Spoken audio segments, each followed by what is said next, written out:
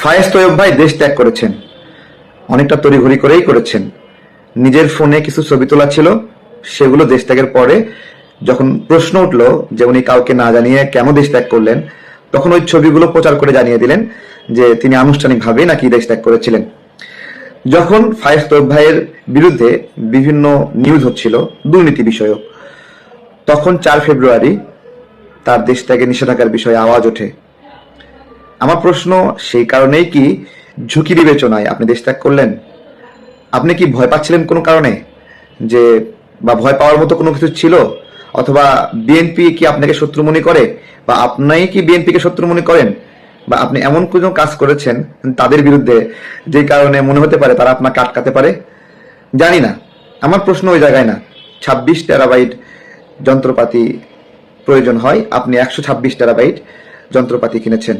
দুদকের যে অনুসন্ধান গণমাধ্যমগুলো এসেছে, দফায় দফায় পদে পদে দুর্নীতির নানা তথ্য গণমাধ্যমে এসেছে। অনেক ভালো ব্যক্তির বিরুদ্ধে অনেক গণমাধ্যমে অনেক সময় নিউজ হয়, যখন খারাপ ব্যক্তিরা কোনো খারাপ বাস্তবায়ন করতে পারে না, তখন ওই ভালো ব্যক্তির বিরুদ্ধে দুর্নীতির অভিযোগ তুলে বিভিন্ন নিউজ করায়। আপনার ক্ষেত্রেও এরকম হতে পারে।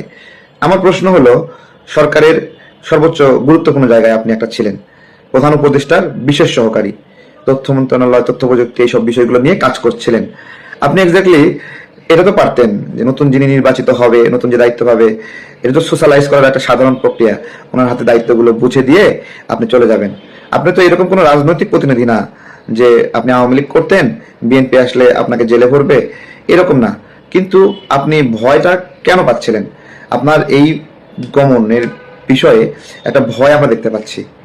তো যাই হোক, আমাদের বিদেশ থেকে এসে কিছুদিন দায়িত্ব পালন করেছেন, দেশের সেবা করেছেন নাকি নিজের সেবা করেছেন, আমাদের অনেক কিছু জানার সুযোগ নাই, বোঝার সুযোগ নাই। তবে আপনি স্বাভাবিক প্রক্রিয়া যেতে পারতেন। এইটা আপনি একটা ভুল প্রমাণ করেন। আপনার মনের ভিতরে সৎ সাহসটা দেখতে চাই যে আপনি আবার দেশে আসেন।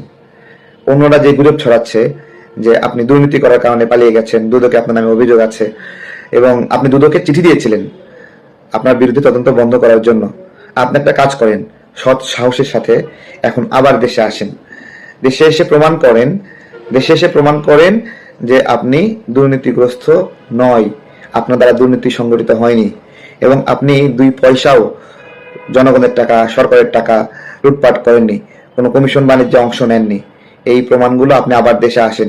আপনি যদি দেশে আসেন, আমি কিন্তু এই ভিডিওর মধ্য দিয়ে আপনাকে অভিযোগ করছি না, আপনার বিষয়ে যে নিউজগুলো হয়েছে সেই নিউজগুলোর কথাই বলছি। এই নিউজগুলো